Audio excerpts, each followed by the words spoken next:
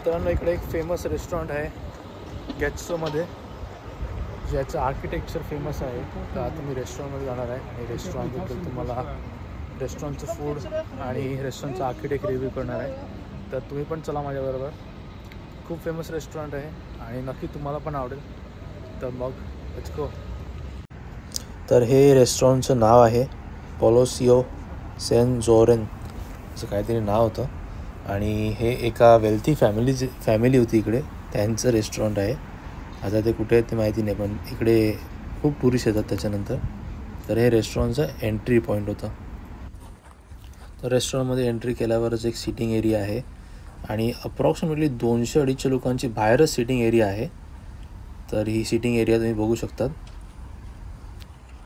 आणि हा समोरून रेस्टॉरंटचा व्ह्यू आहे. रेस्टॉरंट मी तुम्हाला आतमध्ये पण नंतर दाखवणार आहे, पण सध्या आपण बाहेर थोडं एक्सप्लोर करूया रेस्टॉरंटच्या, कसं दिसतं ते.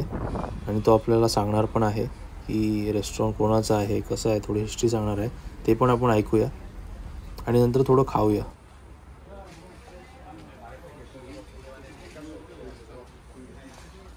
हॅलो.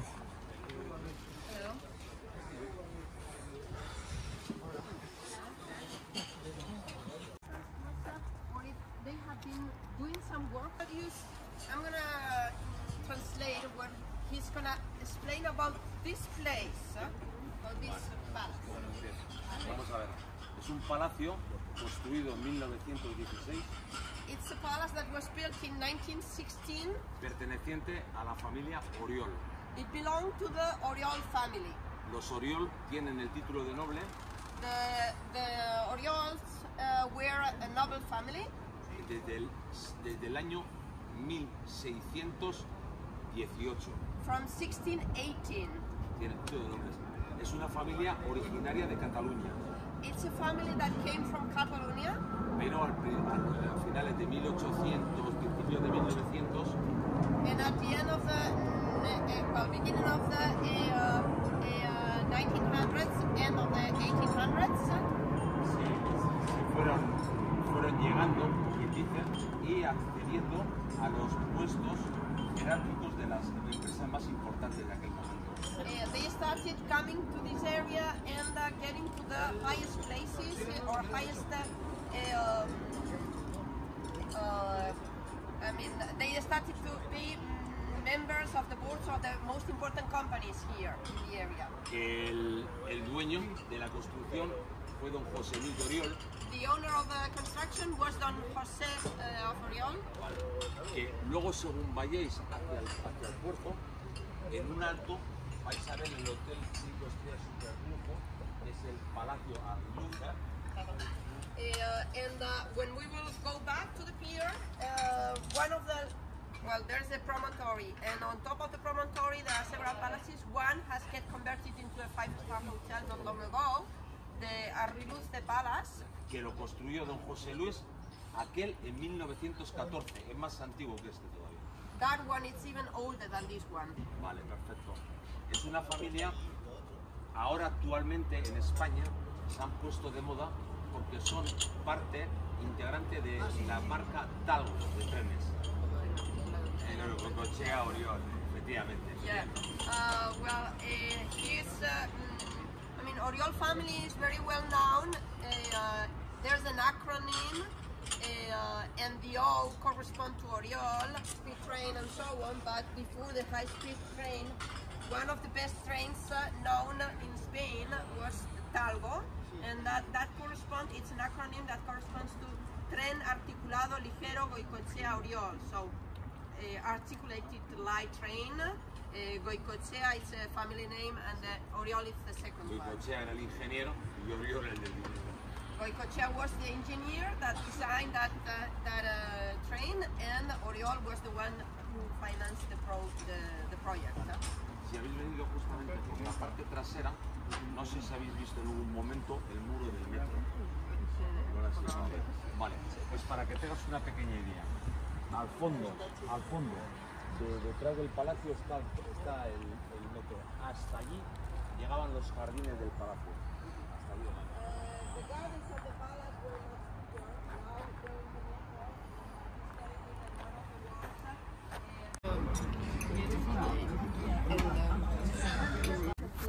आता वेळ आली आहे त्यांचं जेवण टेस्ट करण्याची आणि जेवण रिव्ह्यू करूया आणि मी तुम्हाला सांगेल कसं जेवण होतं ते.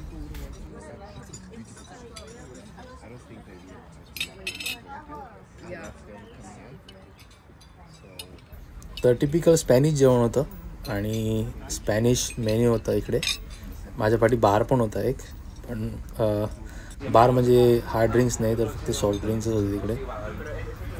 आणि त्याचं कारण असं म्हणजे मी फक्त सॉफ्ट ड्रिंकचेच पैसे भरलेले आणि जेवण एकदम जबरदस्त होतं, खूप आवडलं.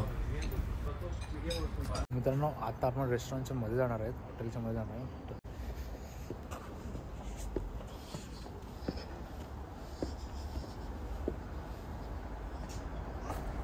हे रेस्टॉरंट काही राजा महाराजाच्या राजवाड्यापेक्षा कमी वाटत नाही. हा समोरचा व्ह्यू आहे, म्हणजे आपण वट्यावरून बघता समोर तो व्ह्यू आहे. आणि इकडे हा त्यांचा हॉल आहे. हॉल खूप मोठा आहे. अप्रॉक्सिमेटली मला तरी वाटतं 15,000 फीटचं स्क्वेअर फीटचं घर आहे, बंगला आहे हा. तो त्यांनी रेस्टॉरंटमध्ये कन्वर्ट केलेला आहे. आणि नंतर इकडे वरती जायला एक जिना होता, तर मग चला वरती जाऊया, चेक करूया वरती पण काय आहे ते.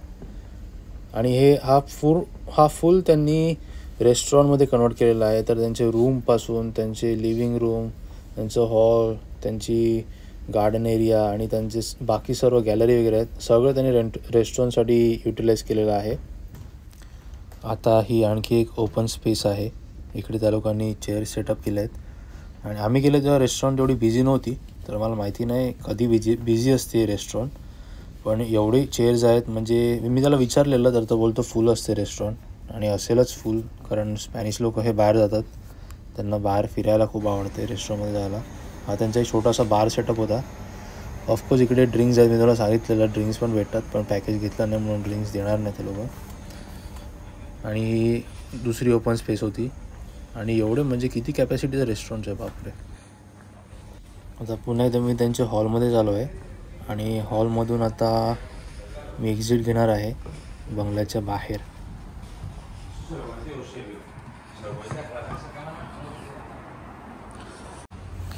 तर हा फ्रंट व्ह्यू आहे रेस्टॉरंटचा एकदम जवळून. आणि त्याच्यानंतर हा ऑपोजिट साईडचा व्ह्यू आहे गार्डनचा. इकडचं ही रेसिडेन्शियल एरिया आहे. रेसिडेन्शियल एरिया मी बघू शकतो माझ्या पाठी.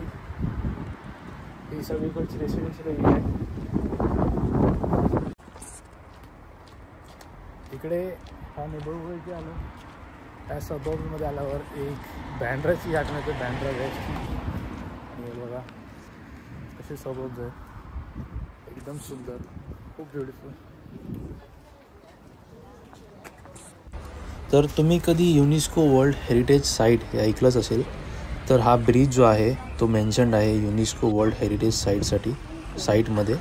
आणि रोरो फेरी पण आहे, हे तुम्ही रोरो फेरीसारखंच आहे. आणि वरती ब्रिज पण आहे.